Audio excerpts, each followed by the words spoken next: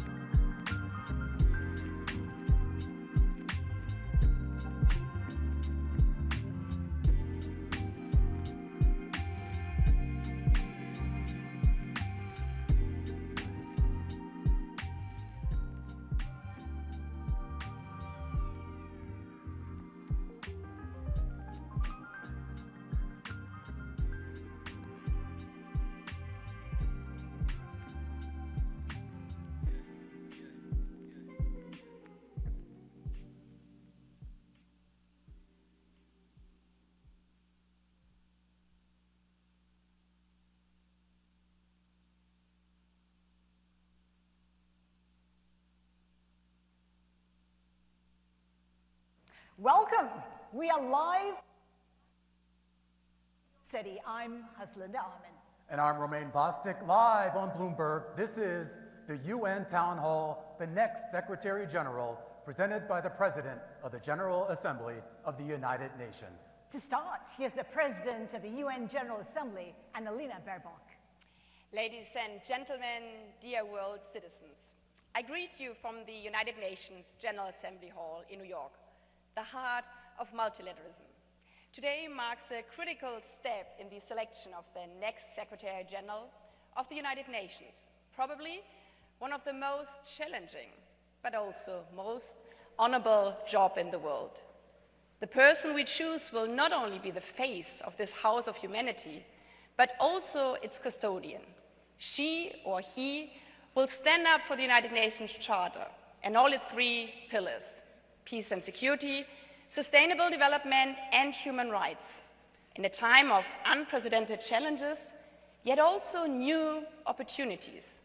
Thanks to our media partner Bloomberg, we have the chance to hear from all candidates today at one stage, how they define strong principle leadership in our interconnected world, how they will reform the UN to deliver more effectively, and how they will truly represent all of our world's 8 billion citizens, of whom are half women and girls. None of this will be easy, but this institution was not made for the easy times.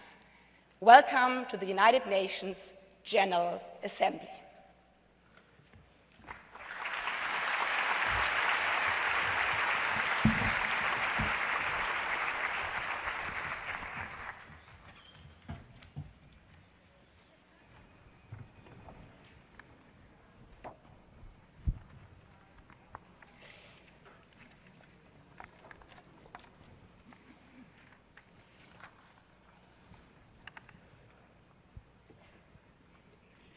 Good evening. Tonight, the President of the UN General Assembly, in partnership with Bloomberg, bring together the candidates seeking to be the next Secretary General of the United Nations. At the end of 2026, António Guterres will end his second 5-year term as Secretary General, passing the baton to a successor. That person, which could be one of the people about to take this stage today, will inherit an institution tasked with finding ways to confront persistent warfare in Ukraine and the Middle East, to address widening economic gaps for developing nations, to reckon with the blistering and disruptive advance of artificial intelligence, and to navigate the intensifying and divisive competition for global influence amongst the world's major powers. Yet, the UN's mission extends beyond responding to crises. Every day it works to promote peace and security, advance sustainable development, defend human rights, and deliver humanitarian assistance to millions of people around the world. The next Secretary General will take office at a moment when global challenges are becoming more interconnected, even as international cooperation is becoming more difficult. The Secretary General commands no armies. It writes no laws. The office, it depends on diplomacy, persuasion, and the ability to bring together 193 member states to find common ground on the world's most pressing challenges. You will hear directly from 6 candidates seeking to become the next Secretary General of the United Nations. They will share their vision for leading one of the world's most historic institutions into a future of profound change. Please welcome the candidates. Michelle Bachelet.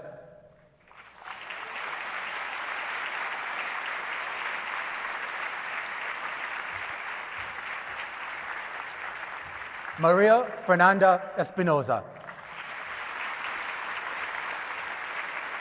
Rafael Grossi. Rebeca Grynspan, Carolyn Rodrigues-Birkett, Macky Sall. Welcome to all the candidates.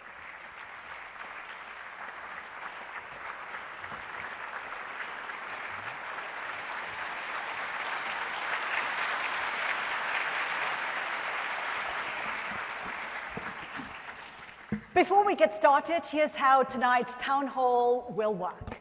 Over the next 90 minutes, we'll discuss a range of issues facing the United Nations and the international community. Each of our candidates will have the same opportunity to address the audience and to respond to questions. The town hall will include opening statements from each candidate, followed by questions from Bloomberg. We will also take queries from the audience, which includes delegates from member states, representatives from non-governmental organizations, as well as UN staff members. Now, to ensure fairness, speaking will be done in a way that is actually tracked for each candidate. All of the answers will be in English. However, for candidate Macky Sall, the answers will be in French, and you will hear a translator. The candidates can see a clock to let them know how much time they have for their answer. A yellow light will signal when they have 15 seconds left, and a red light will signal when time has expired. After that, we'll ask the candidate to wrap up, and if they do not wrap up quickly, unfortunately, the microphone will be cut off. If we, the moderators, judge that a candidate did not answer the question, we reserve the right to follow up. Our goal tonight is straightforward: give each candidate the opportunity to share their priorities and vision for the future of the United Nations. Now, with that said, let's begin with our opening statements. We asked of each candidate in advance, what makes you the best person to be Secretary General? For this section, you each have 2 minutes for your statement, and we'll begin at the end of the podium with Michelle Bachelet. Thank you. I want to thank the PGA for organizing the debate, and I welcome all the other participants. I believe strongly that the UN is the most remarkable achievement of diplomacy in history. Its service to our peoples in all the 3 key pillars has been, I would say, crucial and completely irreplaceable. Of course, it has shortcomings, and the current crisis doesn't make it less relevant and less needed. And the key task for the next Secretary General will be to defend, preserve, and improve the organization, including through continued reforms in order to ensure that the UN deliver ever more and better. And I do that in very challenging times.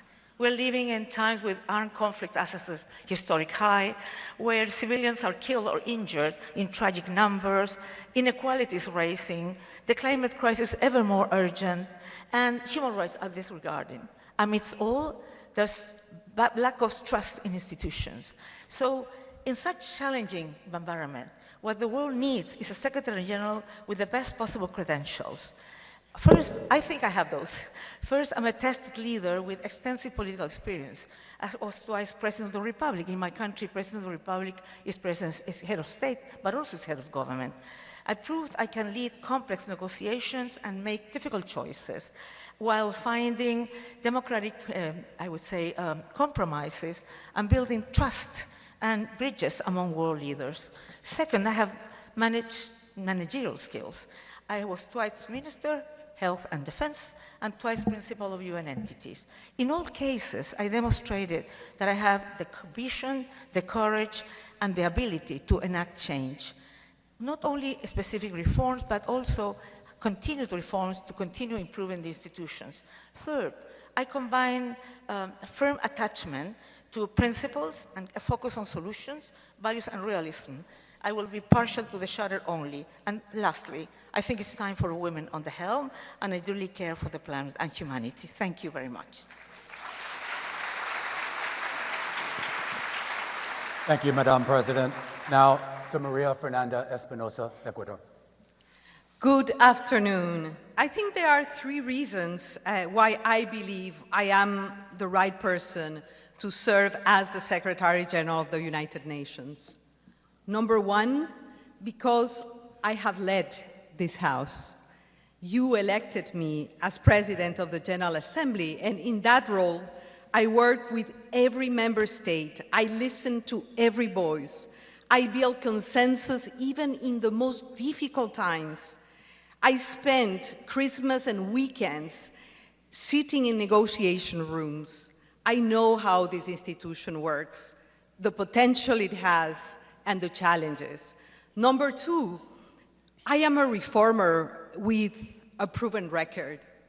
As Minister of Defense, one of the largest and more complex institutions with a staff and budget size very similar to the one of the United Nations, I reformed the armed forces. Reform was not a slogan. It led to true modernization of the institution. It strengthened its accountability, its effectiveness, its impact, and in order for the armed forces to address the new threats to peace and security in the country, from organized crime to cybersecurity. So what I did is I introduced a new business model for the armed forces. So I had the courage to transform. And number three, I bring a truly 360-degree understanding of the organization. Because of my own professional pathway, I was able to understand every corner of the very complex UN agenda, from the peace and security architecture to development and human rights. So I know very well what is the great potential of this organization, what are the obstacles, and I'm ready to face those. I think the United Nations needs a Secretary-General who can unite member states, deliver reform credibly, and restore confidence in the institution. And of course, I am prepared to make that contribution to the organization. Thank you. Thank you, Minister Espinosa. Next, we go to Rafael Grossi, Argentina. Thank you very much. Good evening, everybody. The coming selection of the next Secretary-General could arguably be one of the most consequential in the 8 years of history of this great institution. The fact that we are living in a world where conflicts abound, where we are registering the highest number of armed conflict in the past 40 years, inequalities, problems in every single pillar, as we know them for the work of the organization. And that converges with a moment where profound doubts and skepticism about the ability of the United Nations to address effectively any of these problems. We see, and it's hard to see, that the UN is absent from the resolution of the most serious conflicts that we are going through. And we also see that we are not performing at the level we should be in other areas. But multilateralism can deliver. And I say this because I live it, and I live it every day. I live it through the work of an organization dealing with one of the most dangerous, sensitive, and gravest of areas in international life: nuclear weapons, nuclear safety.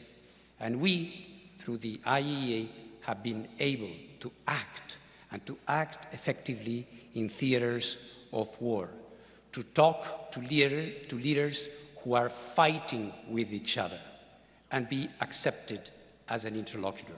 This is what the UN must recover. This is what is at stake now. Thank you, Director General Grossi. Now to Rebeca Grynspan, Costa Rica.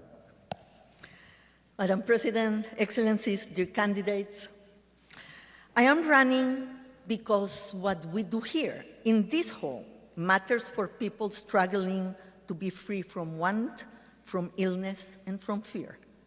Because we, nations large and small, can uphold the Charter as our anchor in a turbulent world. Because we see drones cross boundaries that troops never did. Because we see the price of bread rise due to conflict far away.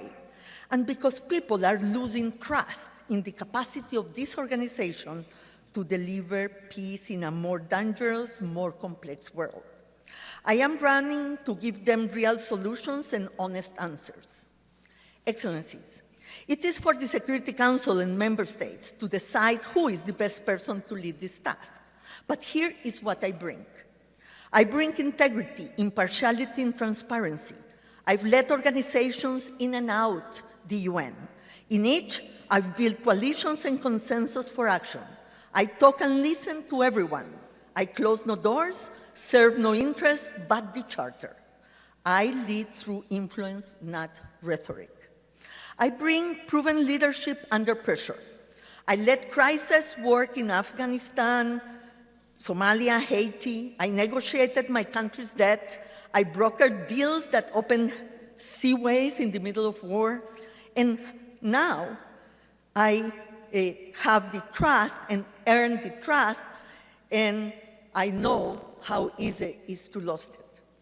I bring a record of reform in large organizations, of balancing budget, leaving them more efficient, more focused, and more impactful, and of doing it by inspiring staff and keeping member states close. Excellencies, the times are too difficult and too high the stakes for us to be complacent and waste our potential. What we do here for peace, for human dignity, for development, can change the lives of people and the fate of nations. I am ready to walk that path with you. Thank you. Thank you, Madam Grynspan. Next, we go to Carolyn Rodrigues-Birkett, Guyana. Thank you, Romain, and thank you, President of the General Assembly, for organizing this debate, and good evening, everyone. The United Nations over these last 8 decades has served humanity well, but it is now at a crossroads. The proliferation of conflicts, lack of implementation of the Sustainable Development Goals, a liquidity crisis, and an increase in humanitarian needs. Reform to make this organization more efficient, more effective, and more agile is now an imperative. But it is in times of challenges that opportunities emerge. And it's also for a moment like this that you need a Secretary-General that is practical, who is realistic, and who is pragmatic. Over the 30 years of my career, working in the fields, serving in government as a minister, in parliament, as an international civil servant, and as a diplomat, including the last 2 years leading my country's delegation on the Security Council, I have gained not only the experience, but the expertise that we need now. I have also led in times of scarce resources, and even with scarce resources, I delivered results to ensure that we mobilize additional finances. I have also had the approach of building bridges, uniting people around common goals and objectives, and ensuring fairness. These are the attributes that I believe we need in the next Secretary-General, and this is why I have put forward myself so that we can work together to make the UN fit for purpose for now and for the future. Thank you. Thank you, Ambassador Rodrigues-Birkett. And next, and finally, we go to Mr. Macky Sall, Senegal. Thank you very much. What I wish to offer is added value based on experience. First, I bring national experience as a former head of state, built over nearly 40 years of public service. I have learned to listen, dialogue, and take difficult decisions. Second, I bring regional experience, including as chairperson of ECOWAS. This taught me how to manage crises in complex and political situations. Third, I bring continental experience through my chairmanship of the African Union and NEPAD. These responsibilities allowed me to address Africa's major challenges, including peace and security, human rights, and development. I also led the successful campaign for the AU to become a permanent member of the G20. Together, these experiences taught me to work with leaders from all regions, listen to every perspective, and build practical solutions. If elected, I will use this experience at the service of member states. I will be a facilitator of dialogue and a Secretary-General committed to implementation, reform, and restoring trust. Trust in the organization, trust among member states, and trust for the people we serve. I thank you. Thank you, President Sall. Now we'll move to our first round of questions. The candidates will answer questions from both us and our audience. Each candidate will have 1 minute to respond and will rotate who answers first based on a random drawing conducted before tonight's event. In our first section, it actually focuses on crisis and conflict. The United Nations, as we know, was founded to help maintain international peace and security, but as we speak, there remains unresolved conflicts in Gaza and in Iran, long-running humanitarian crises in Sudan and in Haiti. And of course, you have growing civil wars and insurgencies in places like Myanmar and the Sahel, all testing the legacy and the limits of international diplomacy, and all set to test the power of the next Secretary-General and his or her resolve to uphold the mandates of the UN Charter ratified 81 years ago. And here is our first question to all the candidates, and the question is, the current crisis over the Strait of Hormuz demonstrates how regional conflicts can threaten global energy markets and trade, closing a critical shipping lane for the world. Yet, the Security Council was unable to adopt a resolution. If diplomacy inside the Council fails, what would you do to ensure the UN still plays a meaningful role in keeping the peace? Let's start with Ms. Carolyn Rodrigues-Birkett. The floor is yours. Thank you, Haslinda. Indeed, we have not been able to see the results we want to see in ending the conflict in the Strait of Hormuz. But I believe that there is space for the Secretary-General when there is no agreement by members of the Security Council to present options that could possibly be utilized to dialogue with the conflict parties. I'm not oblivious to the geopolitical situation, but one thing the Secretary-General does not have the luxury of doing, and that is not trying. The Secretary-General must try, and I would be that Secretary-General that would try, whether it is in Iran or in Haiti or in Sudan or in the DRC, to put those proposals to the Security Council if the tools at my disposal as Secretary-General are not good enough. Thank you. Thank you. Mr. Macky Sall. Merci beaucoup. Vous l'avez rappelé, les crises sont nombreuses, variées, sans que l'ONU soit aujourd'hui au centre des négociations. À la limite, l'organisation est dans la périphérie. Sur le détroit d'Ormuz, comme sur les grandes crises, nous avons plus que jamais besoin d'un Conseil de sécurité qui fonctionne conformément aux dispositions de la Charte des Nations Unies.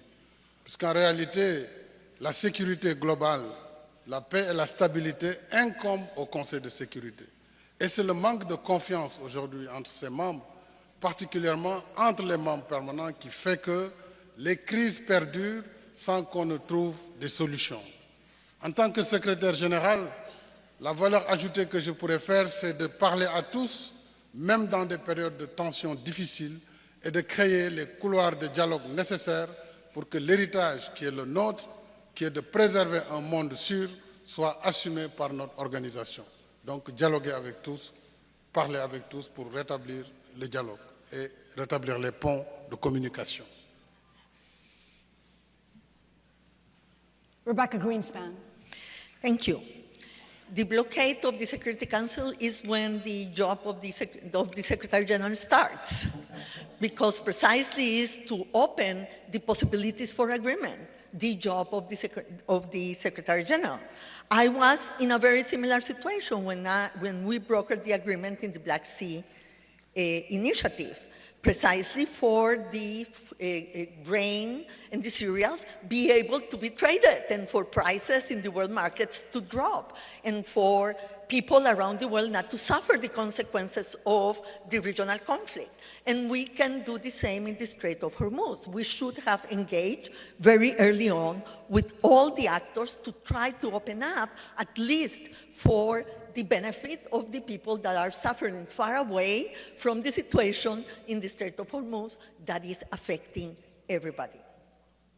Michelle Bachelet.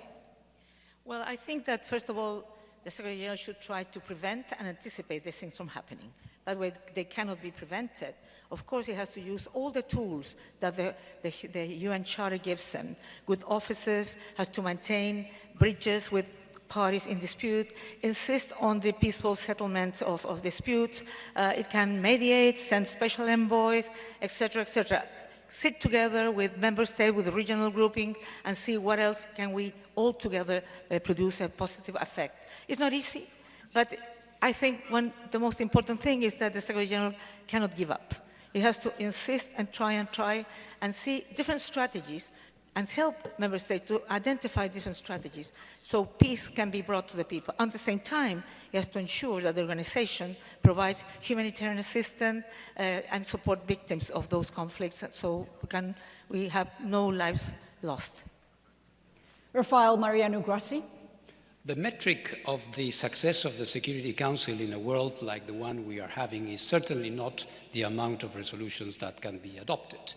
We all assume that there is fragmentation, so the absence of an agreed resolution, one could say, is the most predictable outcome of these situations. Today, by coincidence, today, in this House, the Security Council was meeting, and they were discussing preventive diplomacy, conflict resolution, and of course, the issue of Chapter 6, Article 33, the Charter, all these things that are being mentioned.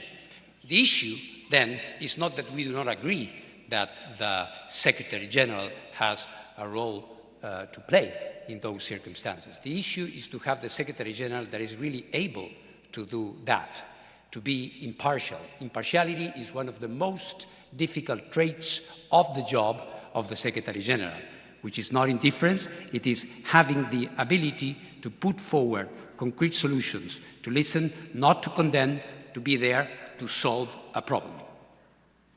María Fernanda Espinosa. Well, I think the conflict that you described shows us the current nature of conflicts. They are regional, they have spillover effects, and I think that the UN should mobilize the muscle of the UN to look at the spillover effects and support countries that are sometimes thousands of miles away because of the increase in energy prices, in food prices, the disruption of supply chains. So that is a role for the Secretary-General. And the second role is, as my colleagues have stated clearly, persistence, being an honest broker, not just claim that you are impartial, but be perceived as an impartial, honest broker by the member states. There is always space for the Secretary-General to operate as an honest broker.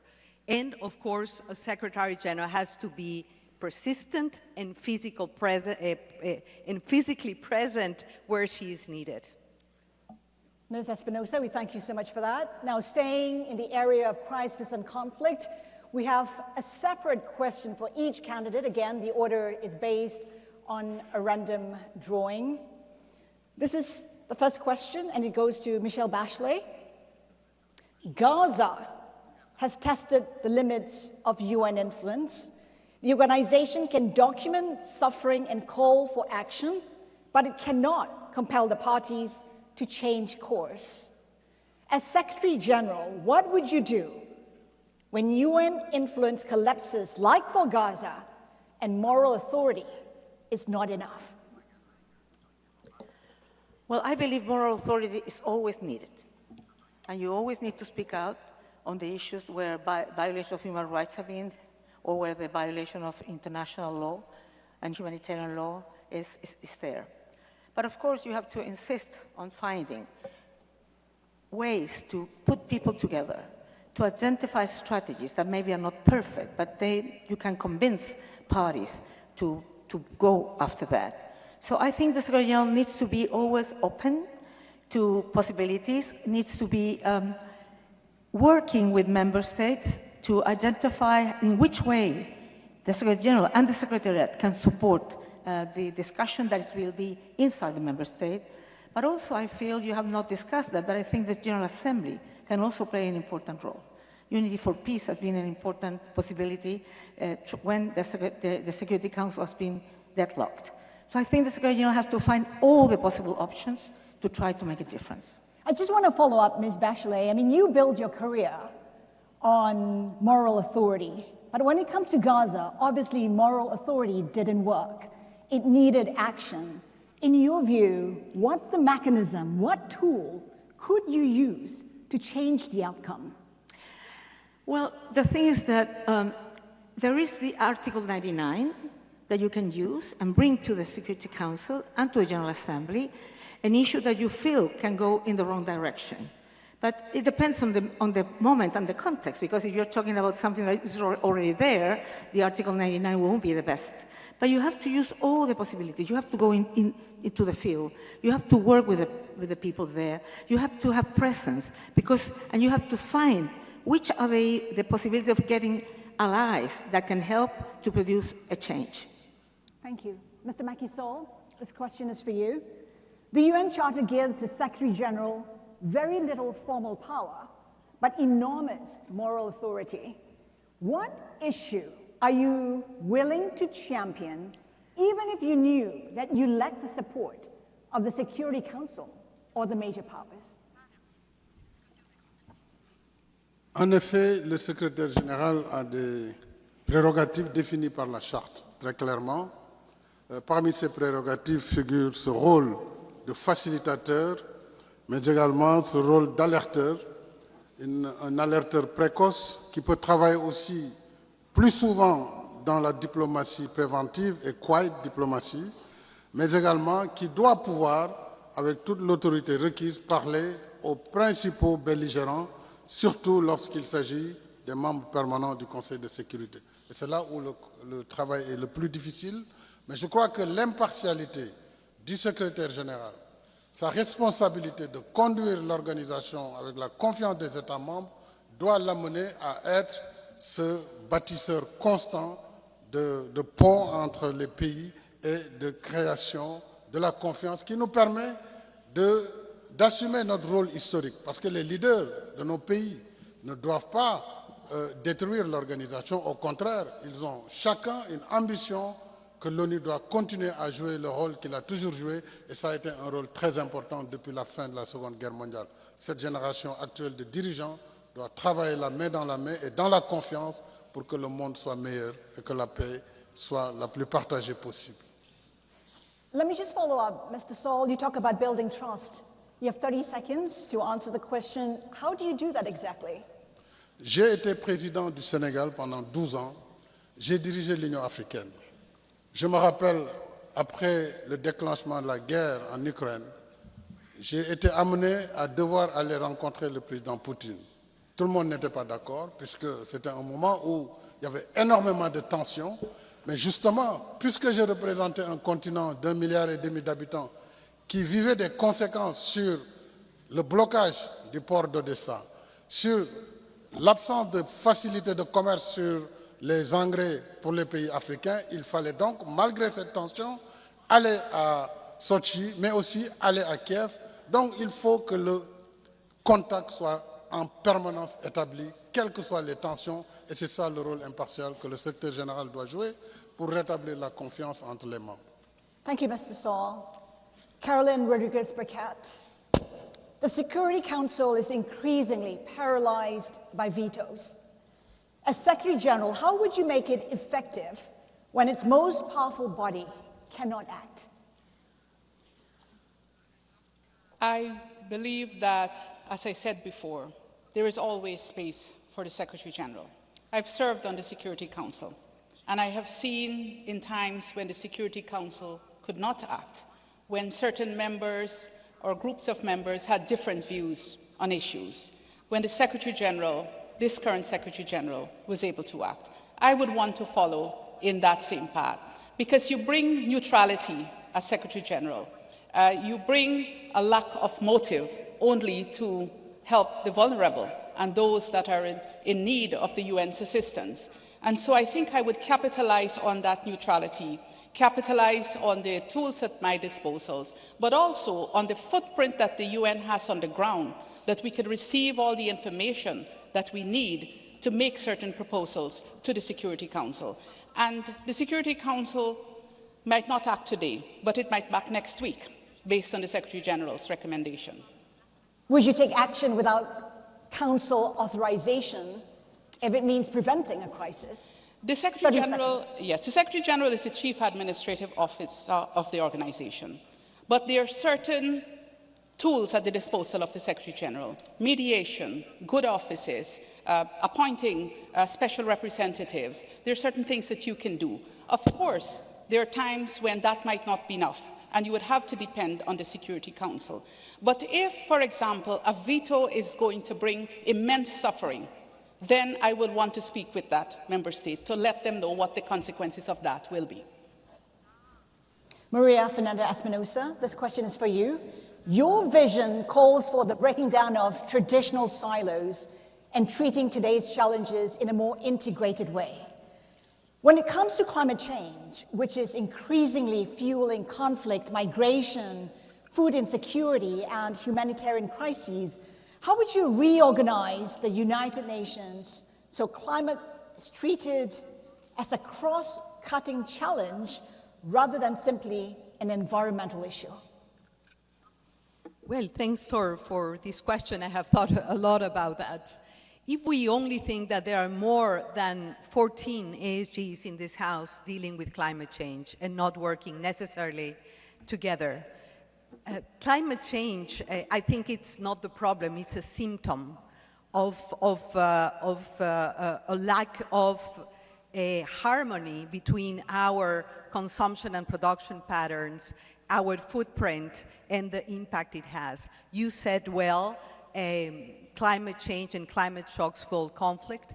What we are suffering is, I think, a crisis of implementation. We have the knowledge, we have the technologies, we have the agreements, we're very close to meeting for the 31 times in COPs, and yet emissions continue to grow. And yet small island developing states and coastal communities continue to suffer. I would say implementation, a cross-cutting approach, and support to member states so they build better resilience and better adaptation. All this comes with resources, enough access to finance, access to technologies, and institutional capacity. I would like to support countries to deliver on their climate commitments, bringing the House together. You talk about breaking silos. Which silo would you break first? Well, the connection between the development silos within the system, the connection also between conflict and climate, and the work that the Security Council does, but also the silo on human rights. I think both the three pillars should come together when we deal with one of the most, with the deepest existential threats to humanity and to the planet, which is climate change. Thank you. The next question is for Mr. Rafael Grossi, and it comes from a UN member state representative. Thank you very much. I am Katri Lõhmus, the Deputy Permanent Representative of Estonia to the United Nations. And my question is, what are the concrete first steps you would take as a Secretary General in a situation when a permanent member of the Security Council wages a war of aggression against another member state? Thank you. Thank you very much. I think the first thing that the Secretary General has to do, if I may, regardless of the fact that it is a permanent member or not a permanent member, any member of the United States triggering a war or using aggression is serious enough for the Secretary General to step in. And what we need to do is to restore this credibility of the UN as a valid interlocutor, and then use the tools at hand, which are many. Which tool in particular would you go for first? Secretary-General must use all the tools that the Charter mentions, and this means, first of all, talking and listening. Second of all, tackling a conflict from a realist perspective, which means that nice words won't do. We have to look at the roots of the conflict. We have to know why a country took the most gravest decision of all in international relations, which is the use of force, a decision that does not come lightly. So we need to understand that, and we need to understand, of course, the victim of that aggression, and provide for solutions that are viable. This question is for Rebeca Grynspan again. It comes from a UN NGO representative. I am Kabin Doumbia, representing Appui Solidaire pour le renforcement de l'aide au développement, NGO Astrad Mali. And my question is, across many regions, particularly the Sahel, conflicts are increasing, driven by the impact of climate change, environmental degradation, food insecurity, and forced displacement. What concrete action will you take to train preventive diplomacy and ensure that climate security, local and community peace building become central pillars of the United Nations peace and security agenda? Thank you. Can you help me on the first part of the question, because I couldn't understand? Basically being asked how you would ensure that civil society, especially local organizations, are meaningfully involved in these efforts. In addressing the climate change issue and the relationship of climate change with peace and security. Did I understand correctly? That's correct. Yeah, thank you. Thank you very much. I'm sorry the sound was not very good.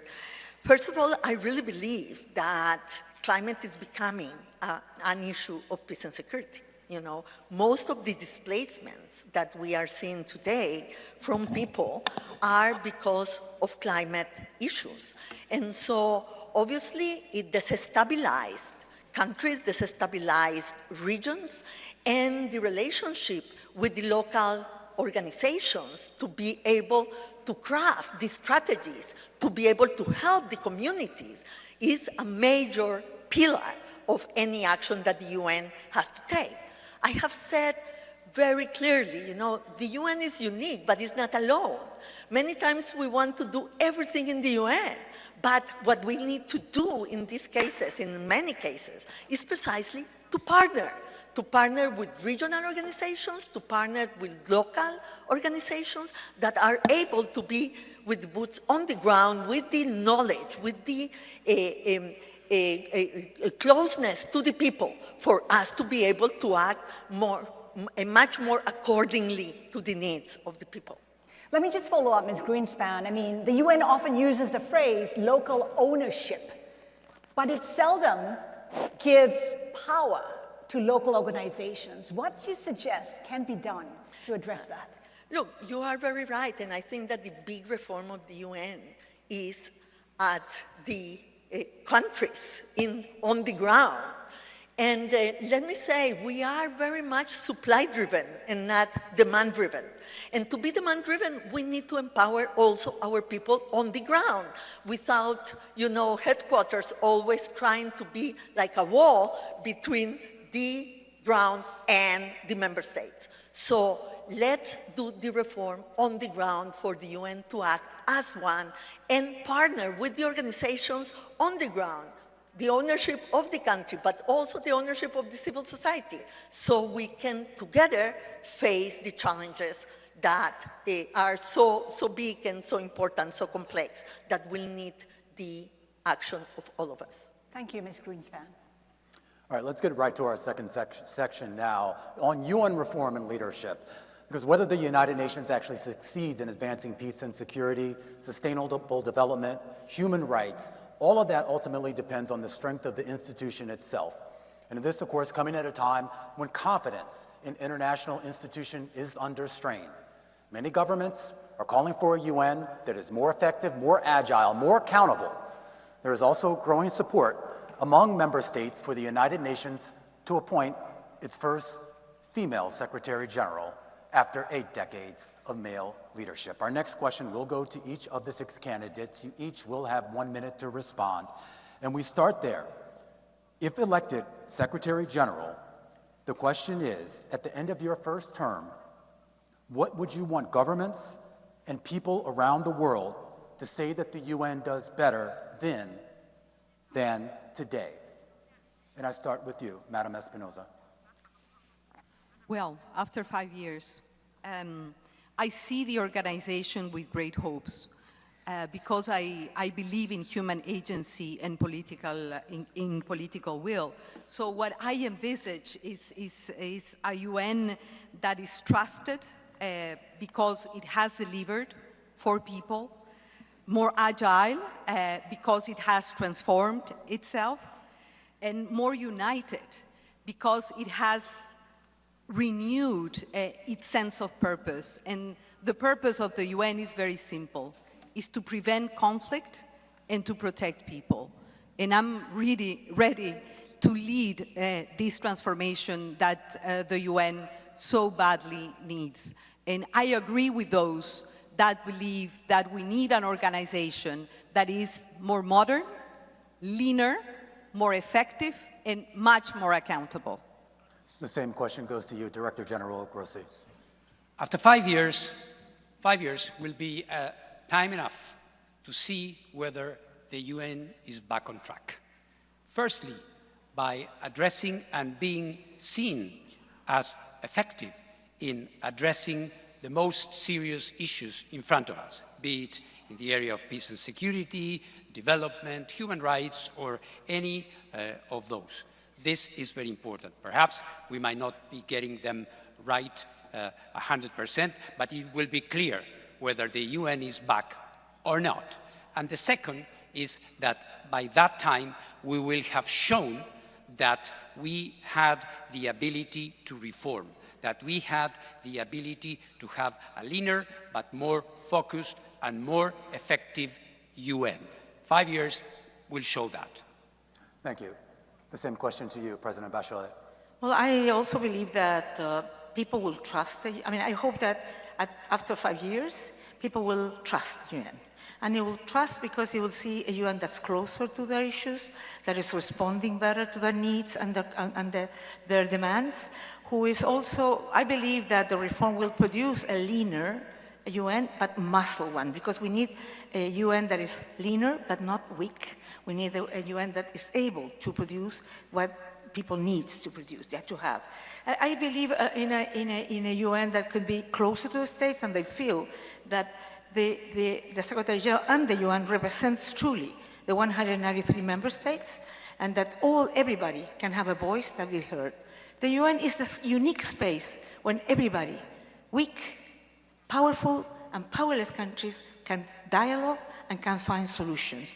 And if we are able to produce that in the UN, I think people will trust the UN, and that will mean that the UN will continue doing this relevant and essential role. Rebeca Grynspan.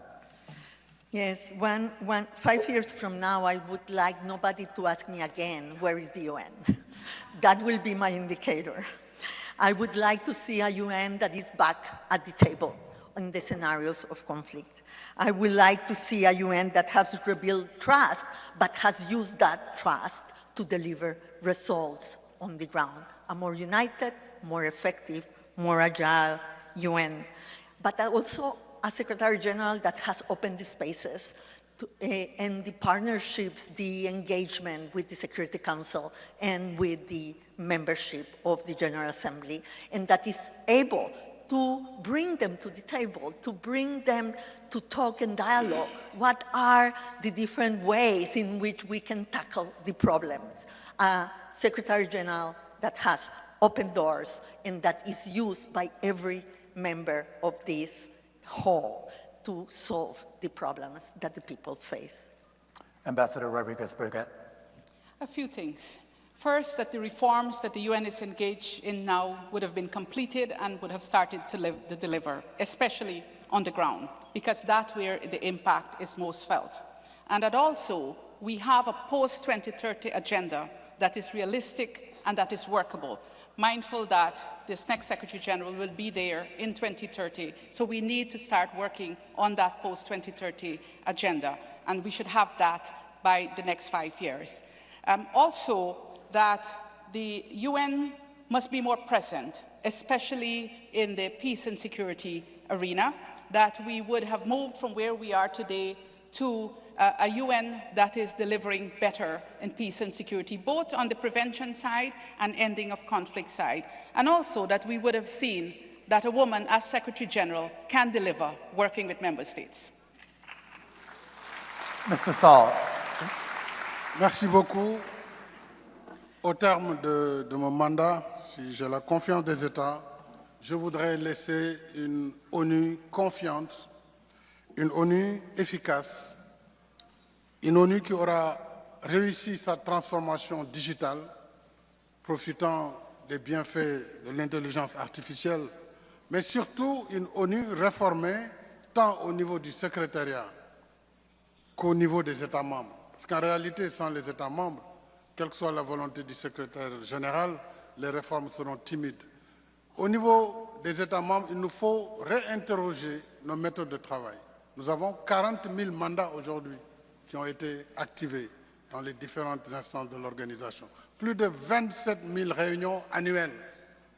Alors, l'impact doit être prouvé. Et c'est cette réforme des méthodes de travail qui devra nous permettre d'arriver à l'efficacité, mais aussi une meilleure harmonie entre les différents services de l'organisation. Et je voudrais, pour terminer sur ce point, prendre l'analogie de l'orgue, qui est un instrument musical très important, qui utilise des tuyaux, mais chaque tuyau émet un son qui peut être grave, qui peut être aigu, qui peut être cristalline, une note cristalline. Mais il faut un orguiste, quelqu'un qui sait mettre en harmonie ces différents instruments. Nos organisations, avec les différents services, doivent avoir un organisateur de cette harmonie.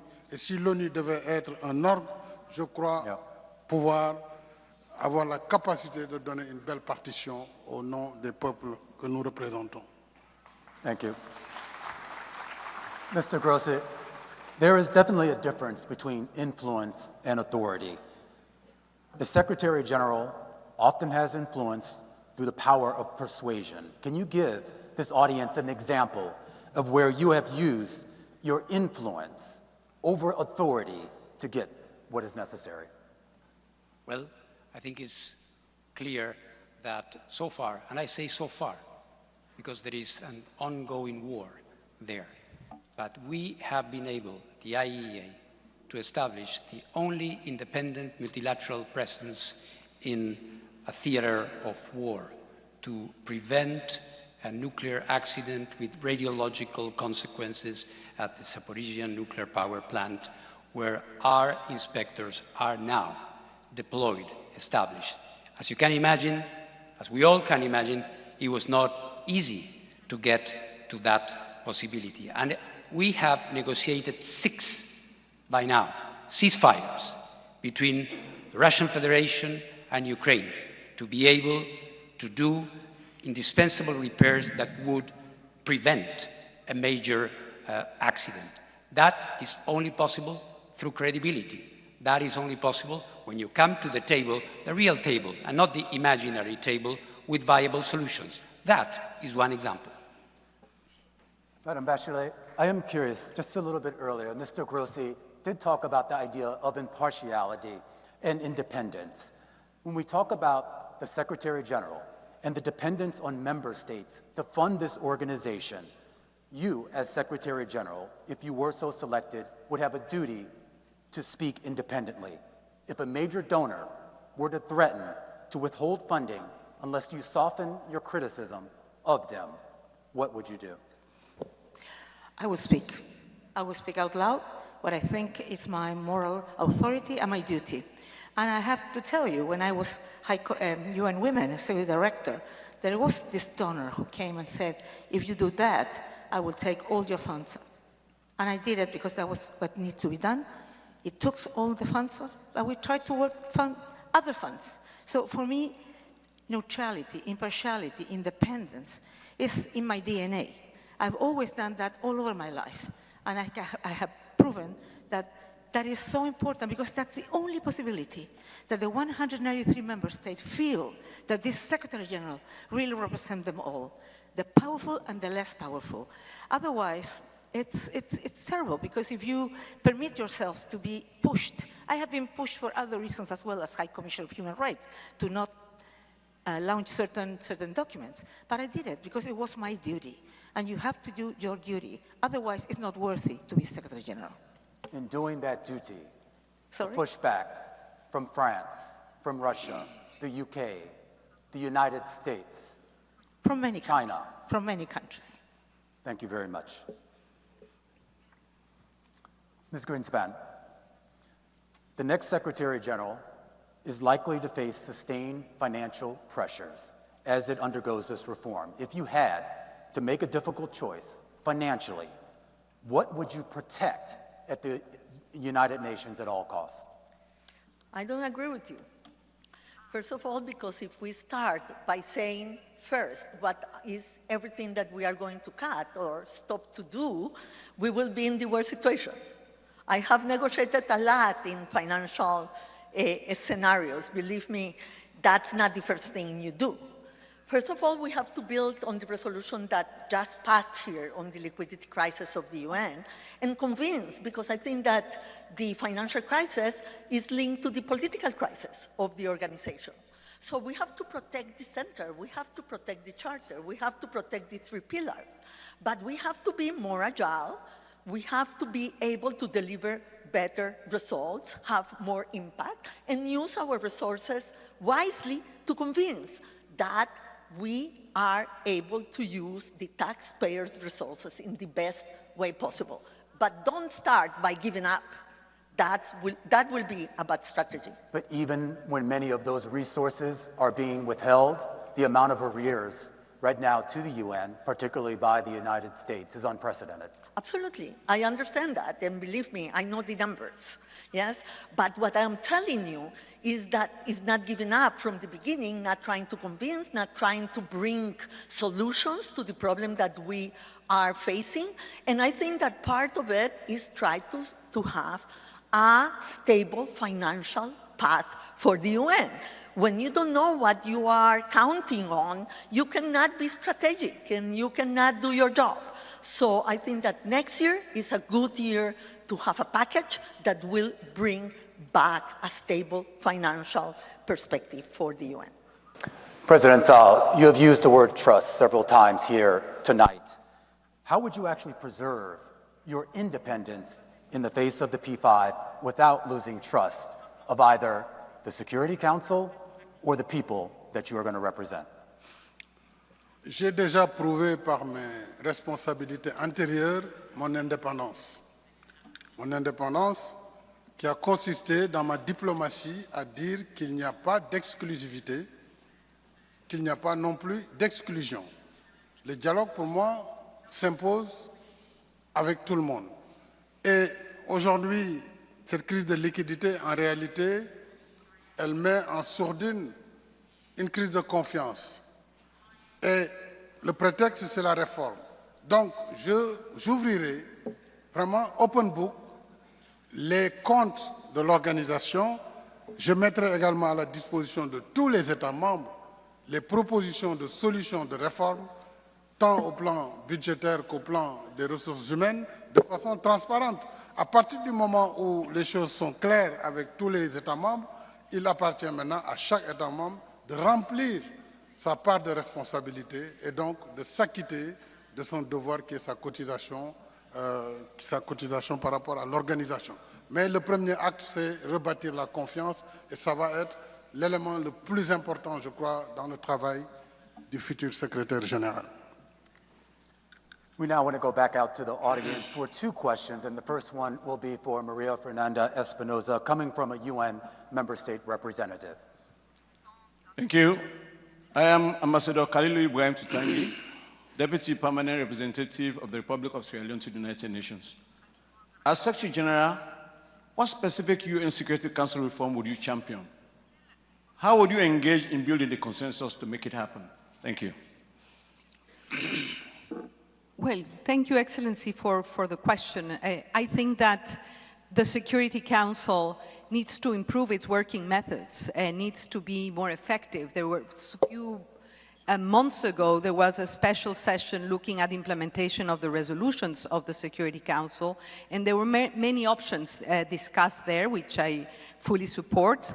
Basically elevating the role of the Secretary-General as an intelligence provider, as an honest broker, as scenario building, as providing options to the service of the Security Council members.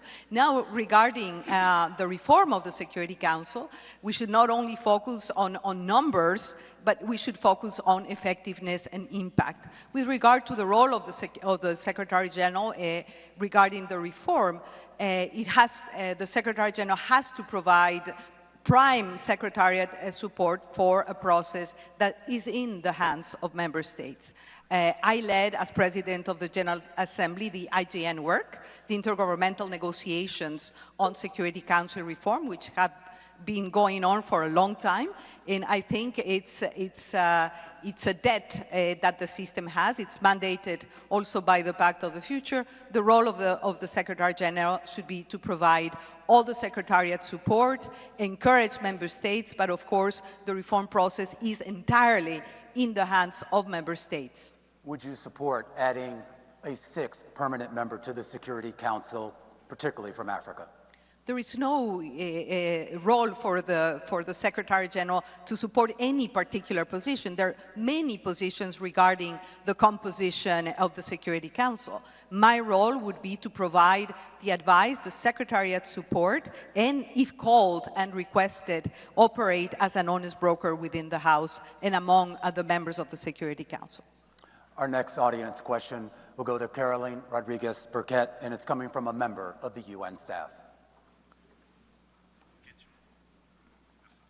Good evening.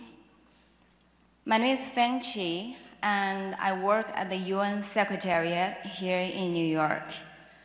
My question for you is, should you select it as the next Secretary General, how would you approach UN reform to strengthen staff morale, to improve managerial efficiency, and to ensure accountability across all levels of the organization? Thank you. Thank you for your question, and thank you for your work as a staff of the United Nations. First of all, we have already started in the Secretariat the reform to make it more efficient and more effective. And as Secretary General, I will continue that work to make, using technology, for example, to make it more effective. But a Secretary General is as strong as the team around her, and an organization is as strong as the people who work for it. And what I've heard in my consultations with member states, they would like to see the staff of the Secretariat look like the world it represents. And so certainly looking at the unrepresented and underrepresented countries will be a priority. I understand that change brings trepidation, and as we go through this reform, that will be very much present there. But I hope that I can be a motivator as well of staff as we work to deliver better. Thank you, Ambassador. Now we'll turn to our final section, Global Challenges and Opportunities. The defining challenges of the next decade, artificial intelligence, climate change, pandemics, migration, and economic fragmentation are reshaping the world faster than governments and international institutions can adapt. They transcend borders, blur the boundaries between peace and security, sustainable development, and human rights, and require new forms of international cooperation. Our final opening question is for all candidates. Each will have 1 minute to respond. The United Nations was created to bring governments together. Today, many of the world's most consequential decisions are not made by governments, but by private companies. What role should the Secretary-General play in shaping the actions of powerful private actors who increasingly influence global security, development, and human rights? Mr. Macky Sall, we start with you.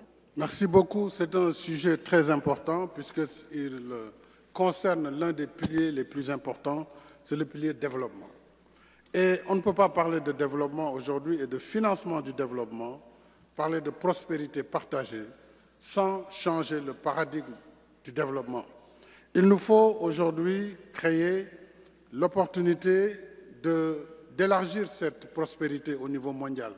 Ça veut dire qu'il faut réformer d'abord l'architecture financière internationale. Le seul financement public, on le sait, ne suffit pas pour apporter des réponses appropriées. J'engagerai des concertations et même un dialogue global avec les États membres, les institutions de Bretton Woods, les IFIs, c'est-à-dire les institutions financières internationales, mais surtout le secteur privé, la société civile et la philanthropie. C'est en combinant l'ensemble de ces acteurs pour avoir une nouvelle facilité d'accès à l'ensemble des pays pour créer les conditions d'une prospérité partagée que nous aurons un monde plus sûr, un monde plus prospère, mais une prospérité partagée pour tous. Donc le secteur privé aura un rôle capital pour avoir du blinded finance pour cela. Thank you. Michelle Bachelet. Well, I believe that the Secretary-General has to be a convener. Talking about the different challenges you mentioned a lot of different ones, artificial intelligence, climate change, etc., and that the UN is a very unique place that to convene all stakeholders, for example, of course, governments, but also private sector, academia, person who develops technologies in the case of the artificial intelligence, to try to identify which are the ones that needs to have a rule governance, a global governance, but on the same time to develop what we call a smart mix of measures that can on one hand give rules, clear rules to everyone, that everyone, governments, but also the private sector has to follow, but at the same time to boost innovation and the capacity of the private sector to continue advancing in many of these essential issues. So I think the Secretary-General has been in the past, and can be a very important convener because it can sit together all the people who are involved in this. Rebecca Grynspan. Yes, thank you. I think that this is a very good question to refer to what many call now polylateralism. That is multi-stakeholderism. That is that you have to bring the actors in the areas where you want to influence. And we need those that understand the technology, we need the science, but we need the private sector. And I think that we in the UN can use much more AI and much more new technologies to make us more efficient. And we can use it also in the scenarios of crisis to protect women, for example, with technology in many of the crisis areas where women are suffering. So I think that this idea of polylateralism in the issues of technology and AI is very handy, is right, because we need to bring all the actors. Civil society has to be there because there are issues of human rights, there are issues of regulation, and the science that is now being convened by the Secretary-General in the UN, I think that is a very important step forward in that direction. Carolyn Rodrigues-Birkett. I agree with former President Sall on the issue of development financing and how we can work with the international financial institutions. Ideally, it would be good if we have UN reform moving parallel with the reform of the financial institutions, but that might be too ambitious. But even if we can have small movements, incremental movements with the IFIs that are systemic and that will bring concessional financing, for example, to a large number of member states, especially developing member states, I think that will make things better for a lot of our people in the world. But I also want to speak about AI, because I believe that AI can be a force for good. But young people are concerned that AI will take their jobs will kill their creativity. And so this UN, the wisdom of the 193, I believe, can come together to have an AI governance framework that can balance innovation and not stifle creativity, and at the same time, the concerns of our people. María Fernanda Espinosa. Well, I think the UN and the Secretary-General is equipped to convene, to partner, to advocate, and that's exactly what we need in the world of today. You asked about the role of the private sector, and I think this is absolutely critical, because that's where we see innovation, we see jobs, we see resources, and that's what developing countries need right now. They need investment, they need access to capital, they need technologies, they need opportunity, and that's exactly what the UN should help provide. I would also like to refer to the importance of artificial intelligence. There is a revolution happening in front of our eyes, and we have seen the UN already convene a few days ago in Geneva.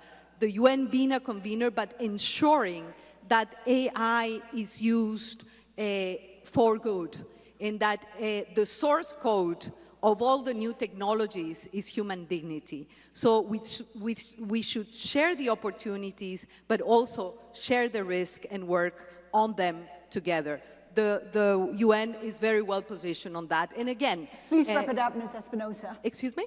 Please wrap it up. Oh, well, I was going to say that we need to come to grips on how to better integrate the power of the private sector to work together hand in hand with the UN.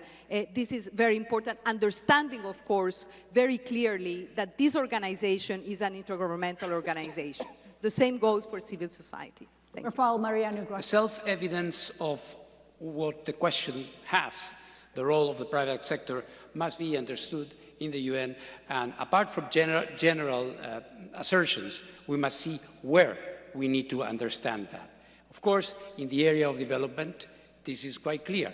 Official development assistance is diminishing at a dramatic pace, and we need to recognize that. We need to recognize how we do development assistance in a way that will allow capital investment, enabling measures to set foot and to allow this role of the private sector to be really efficient. So that requires an understanding that certain top-down approaches, sometimes ideological approaches, are not working. In the area which has been recognized by my colleagues here of artificial intelligence, coming from a technical organization like the IAEA, we are very much aware of that. Here, neither starry-eyed optimism nor unjustified fears, just the right approach, which is not a top-down thing. Yes, the UN is looking at it, but some others are doing it. Just a few days ago, a new international organization has been set up to deal with that. So this means— Mr. Grossi, please wrap it up. This means that there are different approaches. Thank you. Now, staying in the area of global challenges and opportunities, we have a separate question for each candidate. Ms. Grynspan, we'll start with you, and it's on trade. Trade is increasingly being shaped by geopolitics rather than economics. Tariffs, export controls, and shifting supply chains are becoming tools of national security. What role should the Secretary-General play in preventing economic fragmentation from becoming a source of global instability?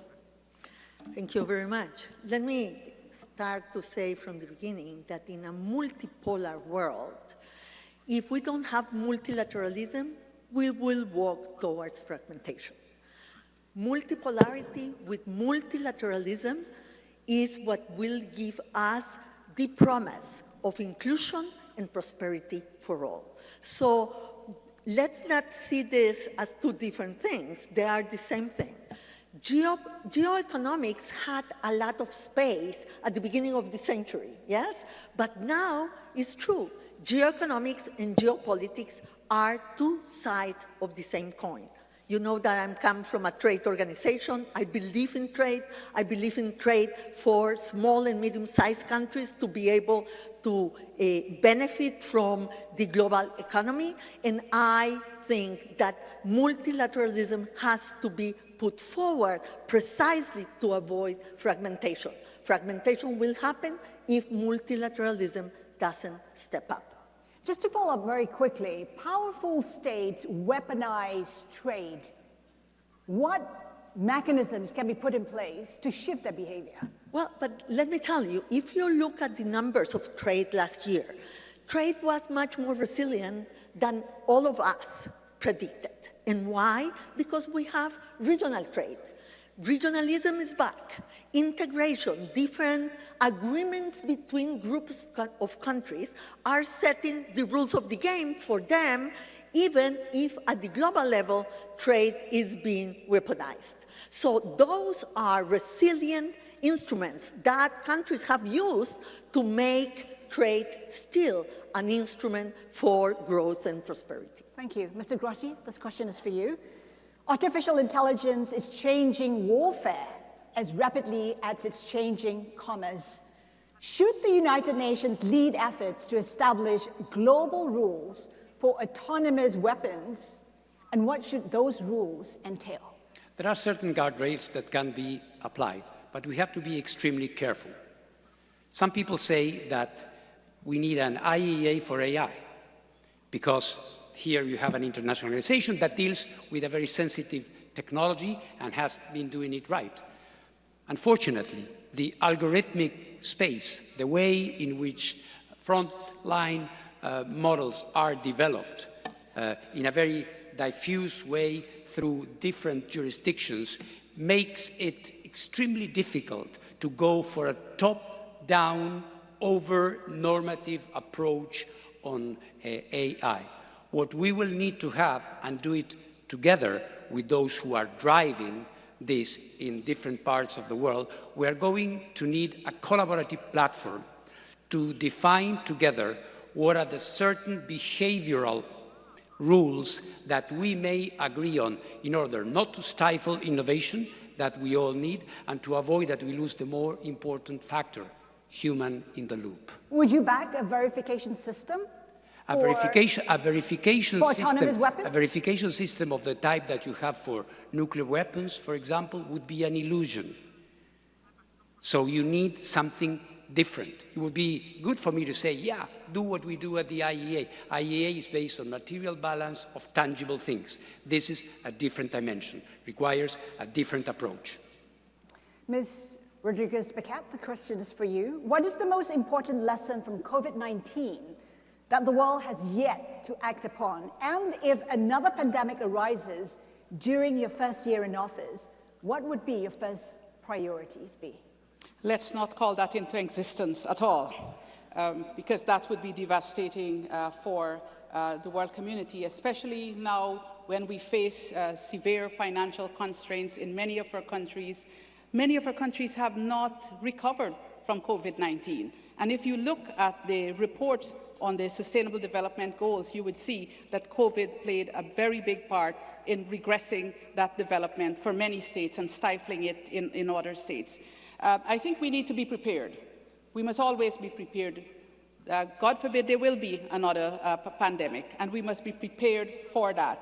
And I believe that the mechanisms that we have in place, the World Health Organization, for example, and member states being present there, and who went through the pandemic, all of us went through it, I think we are now better prepared for that. But if we don't have the necessary financing and the necessary vaccines and so on, we would see what would, the same thing would happen as happened before, where it was survival of the fittest. So what would you do? I mean, if wealthy nations were to hoard vaccines, what would you do?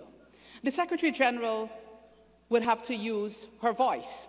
But apart from that, you will need to have the cooperation of all member states for us to address this. And this General Assembly discusses the pandemic ever so often, but I believe in the wisdom of our combined 193 member states as well. And we have seen what the pandemic has caused before, and I don't think that we want that to happen again. Ms. Espinosa, this question is for you. At a time of fiscal pressure and competing priorities, how would you convince wealthier nations that financing climate adaptation is an investment in global stability rather than simply foreign aid? Well, I don't think that we need to convince countries to do that. I think that the evidence, the data is out there, the science is out there. If you invest in resilience building and adaptation, you will have less migration, you will have more economic prosperity, you will have people living with dignity, protecting their livelihoods. So it is the best investment, and there is tons of evidence that that's the case. And I think we need more investment in adaptation for sure, more investment in resilience building. If you look at the outlook between investing in mitigation, in lowering emissions, and in adaptation, the balance is like that. So we need to balance investment in climate mitigation, adaptation, resilience building. The mechanisms are out there. There is a lack of implementation and political will.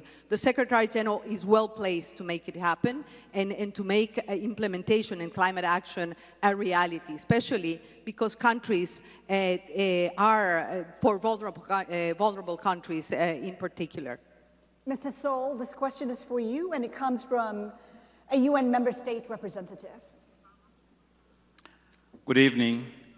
I am Ambassador Taonga Mushayavano, permanent representative of the Republic of Zimbabwe to the United Nations. And my question is, what initiatives will you implement to advance meaningful reform of the global financial architecture, including address the debt burden, as well as operationalizing the severe commitment so that the Global South can access development financing on a just and equitable terms? Merci beaucoup, Excellence, Monsieur l'Ambassadeur du Zimbabwe. Je l'ai dit tantôt, une concertation globale sera engagée pour réformer l'architecture financière internationale. On voit tous le poids de la dette.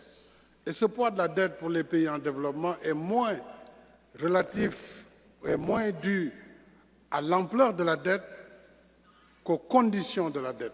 C'est-à-dire que les pays en développement, malheureusement, s'endettent 5 fois, voire 8 fois plus cher que les pays développés. Et cela est dû aux mécanismes qui sont en place. D'abord, les mécanismes de garantie, de primes, de risques par rapport aux pays en développement.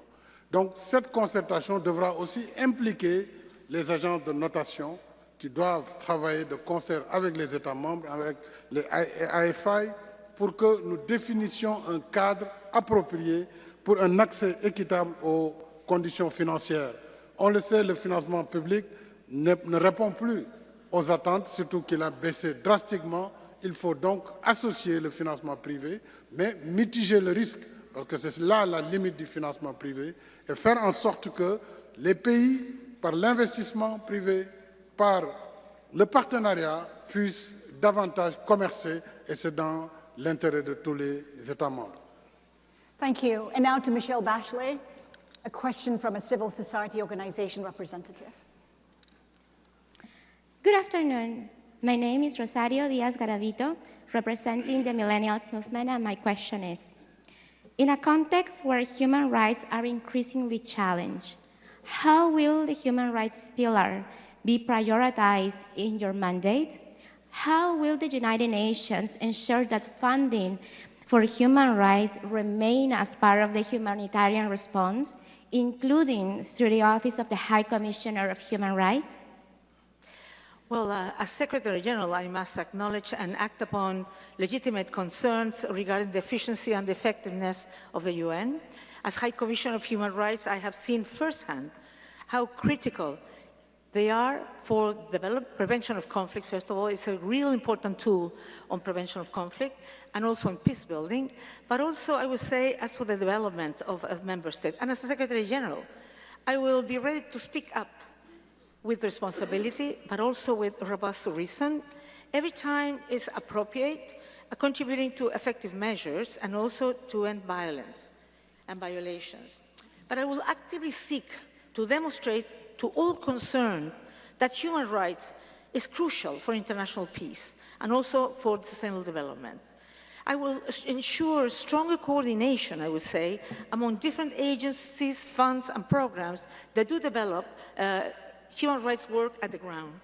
The other thing is to work with member states to avoid cuts to an organization that is chronically very ill financed, and also human resources are not big amounts of it. That's only, I believe it's only like 2 or 4% of the budget, of the regular budget that goes to the Office of the High Commissioner.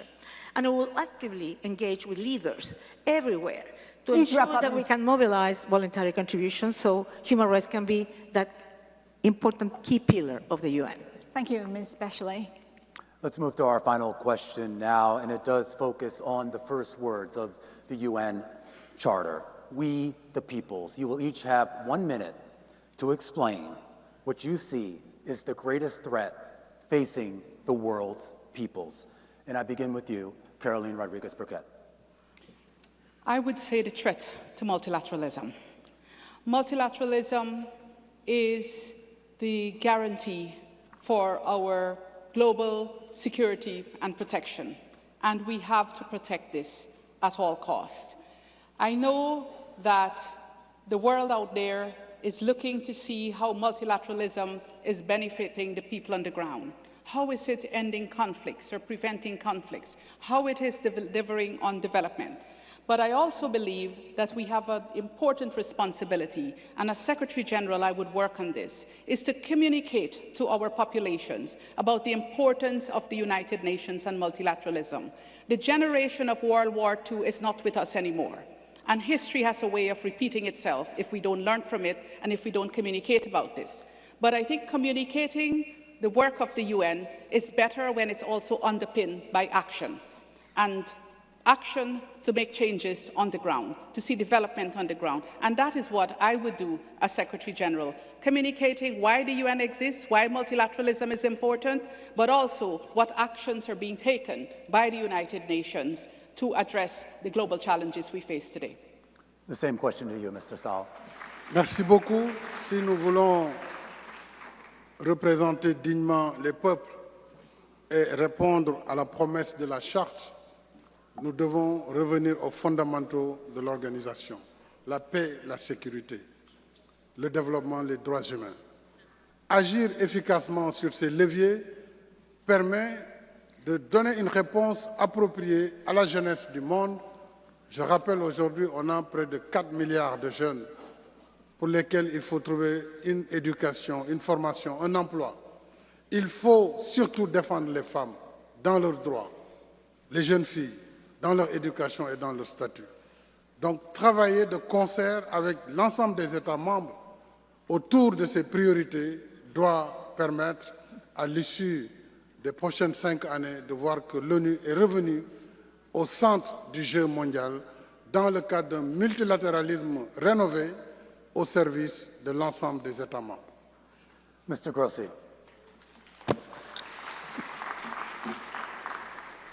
A grave threat is that the current fragmentation we have been talking about, and upon which I think we all coincide, puts us in a point beyond convergence, beyond believing that in spite of all these differences, there are still common denominators. That generation 80 years ago had differences, but it understood that to avoid the scourge and the misery that had affected them twice in one generation, they had to do something different. We are in a difficult position now, and it is not impossible that we will reach the point that cancelling out each other will be the rule. And for that, there is still one UN. Let's not forget that. Ms. Grynspan. I think that the main challenge for we the people is the belief that might is right, is the weakening of international law and humanitarian law, is the erosion of the belief what founded this organization, that was the great powers thought that they needed restraint. That's why they built an international organization, an organization where they will exert restraint, not only power. And we need to bring back that idea to the UN. We need to bring back that idea to the great powers and for the coalitions for multilateralism. A multilateralism coalition, the most stable coalition in the small and medium-sized countries, because we need the law, we need the framework, we need the charter, and we need to bring back to it, to the main initial idea, all the other powers also to be able to stabilize the capacity of the UN to be able to bring peace, development, and human rights. Madam Bachelet. Well, I think that there are many threats, because it's different the threat that can have a country today in the Gulf, that families and young people in Africa where they have no jobs, or where there are extremist groups that are trying to recruit them. But I believe that the kind of challenges that the world is facing today are global challenges. So nobody's going to solve them themselves. So when there is polarization, fragmentation, intends to weaken the international community, that is really a problem. So that's why, as all of them, as I already said, we need a strong multilateralism. We need a UN that's agile, efficient, effective, transparent, accountable, and that takes in seriously all the different challenges that young people have, that women have, because peace is essential, but there will be no peace and security if there's no development. There will be no peace and security if there are no human rights. We need to work strongly on all of them to be able that people feel that this UN is really responding to what they need. The greatest threat facing the world's people, to you, María Fernanda Espinosa. Well, allow me to start with a quote. Elie Wiesel, a Nobel Peace Prize, said that the opposite of love is not hate, it is indifference. And I am afraid of that, of indifference, especially understanding that nearly half of humanity is under 30 today. And yet the institutions that are shaping their future and their present are still designed, led, and governed by previous generations. And we see that innovators, leading companies, but also the majority of combatants, including non-armed state groups, gangs, are filled with young people that do not see a future. So my other keyword would be trust. We need to regain trust in international law, in the UN Charter, in the role of the UN, in the importance of cooperation and collective action. And for that, I think that as Secretary Generals, potential, all of us, and hopefully me, our responsibility is to make the UN relevant again, to deliver, to touch the hearts and souls of people on the ground, to serve people on the ground, and not to confuse activity with impact, and to build an organization that is more accountable to the people it serves. That is my commitment. Thank you, Minister. Well, tonight you've heard from the 6 candidates seeking to become the next Secretary General of the United Nations. You've had their ideas and conflict and diplomacy, responding to emerging technologies and addressing the global challenges that increasingly transcend national borders. Now I'd like to give each of you an opportunity to make a closing statement. In your closing remarks, tell us what your priorities would be in your first 100 days as Secretary General. We'll go in the reverse order of the opening statements, beginning with Macky Sall. You have 2 minutes. Thank you very much. My immediate action will be to build a strong team based on competence, diversity, and balanced geographical representation. I will work on 3 main priorities. First, I will strengthen the UN's capacity on peace and security through preventive diplomacy, early warning, mediation, good offices, and closer cooperation with regional organizations, particularly on peace operations.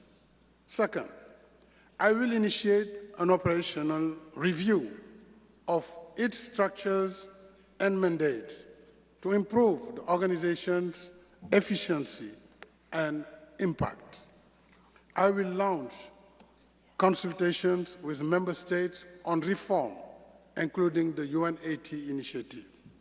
I will also work with member states to address the UN's liquidity crisis while improving accountability and transparency. Third, I will keep human rights and development at the heart of the global agenda. I will begin consultations on the post-2030 agenda with member states, the Bretton Woods institutions, IFIs, the private sector, civil society, and philanthropy. I will promote development financing based more on investment, trade, and partnerships while improving developing countries' access to capital market, knowledge, and innovation. In my first 100 days, I want to restore trust and put the UN on a path to become more agile, more effective, and ready to listen, act, and bring people together. Thank you. Carolyn Rodrigues-Birkett. The first order of business, obviously, will be deploying my senior team. And of course, it will be geographically balanced. Firstly, of course, competence, but geographical balance and gender balance. And then I'll focus on 5 things. First, it's reform, advancing the reform of the Secretariat, which will be under my authority. But another aspect of that reform is providing the member states with the neutral information that they need to make the structural reforms, because that reform is in the hands of member states. Secondly, it will be on conflict resolution and prevention. And there I would look how the tools at the disposal of the Secretary-General, be it mediation or the good offices, can be used or can be better used, and start deploying those. Thirdly, the humanitarian situation. We have a really terrible humanitarian situation, and some work has already been done in trying to improve that. But I would want to advance that, looking at what are the impediments, political, logistical, and how we can deliver better. And thirdly, addressing the unrepresented and underrepresented countries. I will have to commence that, because that came up from a lot of member states in the interactive dialogue. And so I would want to start work on that. And commencing discussions with the international financial institutions. As I mentioned before, even small steps that are systemic, that can bring relief to countries, especially when it comes to concessional financing, would make a huge difference, even as we work for greater reforms. But I want to do that in partnership, not from a pedestal speaking to the IFIs, but working in partnership and, of course, with member states. We have the Multidimensional Vulnerability Index, and work has already started on going beyond GDP. But how do we use the MVI, for example, to work on concessional financing for the most vulnerable countries? And I would do all of this, working in close collaboration with member states, given my commitment to be close to member states, being accessible to member states in a very systematic way and not in an ad hoc fashion. I believe that's realistic for the first 100 days. Rebecca Grynspan. Yeah, momentum is set on day 1. So in my first 100 days, I will return peacemaking to the heart of the organization. I will restore trust in the UN as a convener and establish a good officer support unit in the Executive Office of the Secretary-General, a small, agile team operating at the highest political level. I will engage from my first day in office with all member states, the Security Council, and the parties to conflict. On peacekeeping, we need an integrated planning structure for peace security. One-size-fits-all tools no longer work. Pretending otherwise wastes resources and erodes credibility. We must be demand-driven and not supply-driven. Focus on realistic delivery, and we must partner more with regional organizations. Second, UN 80 broke important ground. Member states have invested in this process that must not go to waste. But cutting costs is not enough. Without a vision of change, that only will make us weaker. I will reform how incentives work, tackle the behavior that drives duplication and unhealthy competition. And we also have to reform from the top, not only from the bottom. I will build on Resolution 80-270 to put these organizations' finance back on solid footing. Third, rebuild trust. This is the most important ingredient for transformation. As we move from point A to point B, there will be fear, uncertainty, and disruption to the status quo. Not all will be convinced, not all will be eager. I treat communication and credibility as part of mandate delivery. I will engage the public through the formats, language, and platforms that they use. I will embody the change I will bring to this organization. And day by day, recover people's trust in the work that we do. Please wrap up. Thank you very much. 100 days might not be enough to do everything that needs to be done to put the UN back on track. But they will be a very good indication whether we mean business or it's just the same old thing. Statements, speeches, good intentions, we all know that. We've been there before, and it's not going to work. It didn't work before, it will not work now. We will have to have brutal honesty to recognize what we can do. And that will start with a different dialogue, a new deal, if I may use the expression, between the Secretary-General and member states. A new deal between the Secretary-General and the Secretariat and the staff, to talk to them, to listen to them, not to sugarcoat problems, but to take care of them. It will need that we look at developmental areas with the wisdom that the new times and the new economic circumstances that we have dwelled upon during this conversation require. But that needs to walk the walk and not simply to talk the talk. When it comes to reform, of course, important. Everybody's a reformer now. Let's see what happens on January 1st. We will have to see and to separate what is within the mandate of the Secretary-General, and there, yes, resolution, not wasting time. And for what is in the hands of the membership, to have this honest dialogue, to determine what is the level of our ambition. What do we really want to do with the UN? It is perfectly possible. We shouldn't lose hope. A UN that works, although it sounds incredible, is possible. María Fernanda Espinosa. Well, just to recall, 100 days is a little more than 3 months, no? And it's hard to be original here, but I have to say that I will work in my first 100 days to recover, to set the foundations better, to recover credibility and trust within the UN system, with member states, and with the people we serve. And basically, let me just speak about 3 issues. Number one, it was already mentioned, but it's obvious. Establish a high-quality cabinet and a reformed executive office based on 3 issues: competence, competence, competence, competence, plus one, which is integrity. And I really, as Secretary-General, need to ensure that my decisions are well-informed and timely, and that I'm able to advise and inform member states. Number 2, focus on reform implementation and financial stability. Let me reveal something here. Today, 72 member states have not yet paid their dues to the organization. This is, of course, not only a financial issue, I think it is a message that we need to regain trust of member states so they see value for money, so they see that this organization is to become more accountable, more transparent, and more impact-driven.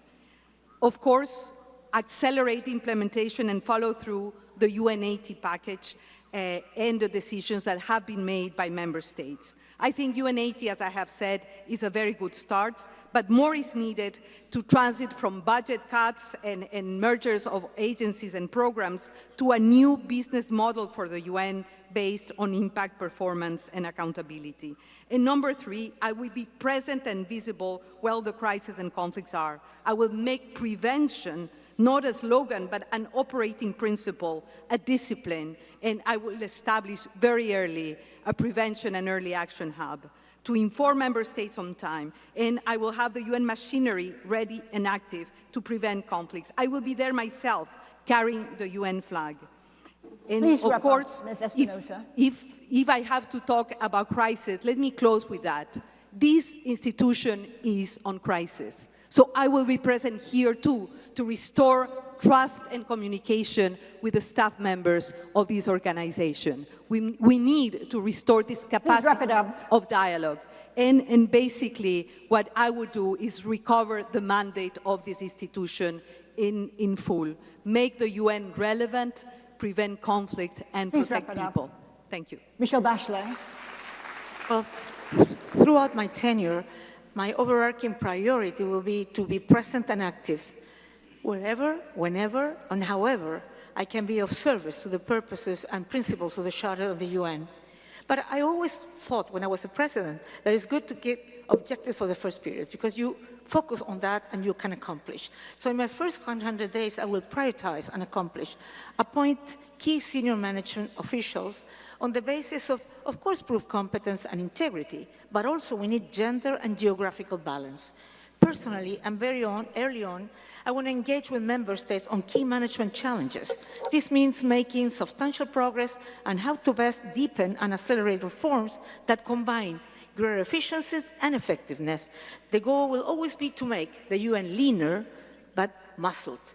We don't want to make the UN weak. And in this area, it's not only to work and engage with members, but also with the staff, because I know that the staff want the same, want a very strong UN. Second, I want to secure, I will try at least to secure the financial stability of the organization through payment of assessed and voluntary contribution, which is indispensable for all else. I will review all institutional and financial tools available to the Secretary-General under Chapter 6 in order to boost effective action on peacemaking and peacebuilding. I will look very carefully at the recommendations made today at the Security Council.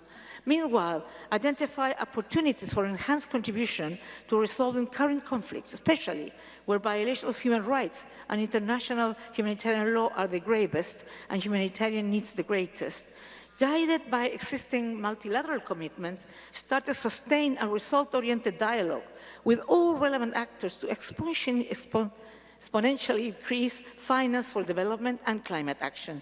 This is a very condition for robust, long-term sustainable development, and also something that's been absent here, the ensurance of the Agenda 2030.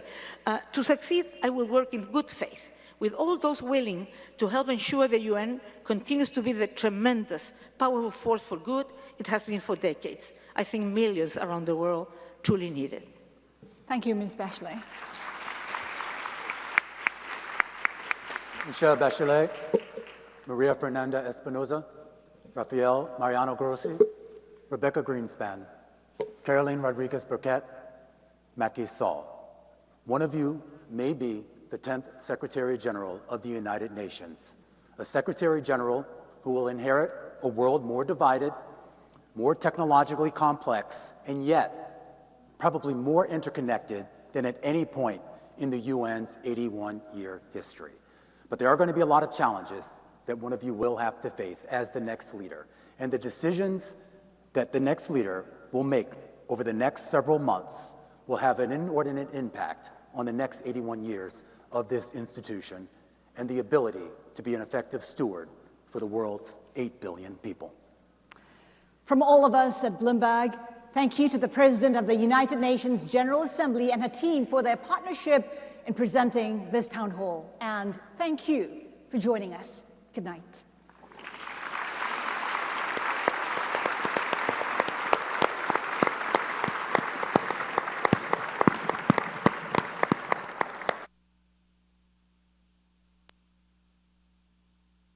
Distinguished delegates, ladies and gentlemen, there's more. In a few moments, the moderators will begin a town hall discussion to wrap up on Bloomberg Television. Now is the time to answer the poll questions. The QR code is on the screen.